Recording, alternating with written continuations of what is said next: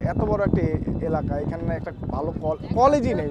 একটা ভালো পড়াশোনার জন্য মানুষ যে ওই পারে যাবে সবার জন্য রিস্ক। বাচ্চাগুলো দেখা যায় এইখানেই যতটুকু আছে বাধ্য হয়ে মানুষ ওই পারে চেষ্টা করতে। বাট এই যে একটা নদীর যে সমস্যাটা, যার কারণে ভালো স্কুলগুলোতে ভালো স্টুডেন্টগুলো যেতে পারছে না।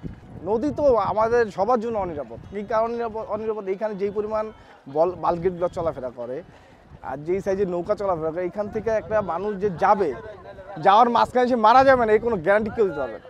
এটা আজকে থেকে 100 বছর আগে থেকেই আবার কাউন্দিয়ার প্রধান সমস্যা ব্রিজ। আর আমরা তো প্রতিনিয়ত প্রতি বছর একবার করে ঠকতেছি যে এই বছর কাজ শুরু হবে, সেই বছর কাজ শুরু হবে, সেটা তো কোনো অগ্রগতি নেই। যাওয়া একটা শুরু ছিল, কী কারণে সেটা বন্ধ হলো এটা এলাকার মানুষ যায় না, শুধু দেখলো বন্ধ হয়ে গেছে।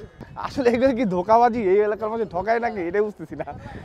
সবাই এটা নিয়ে খুব আশা হতো। আমরা মোটামুটি আশা ছেড়ে দিয়েছি যে আমরা মরতে থাকবো আর ব্রিজ হতে থাকবে।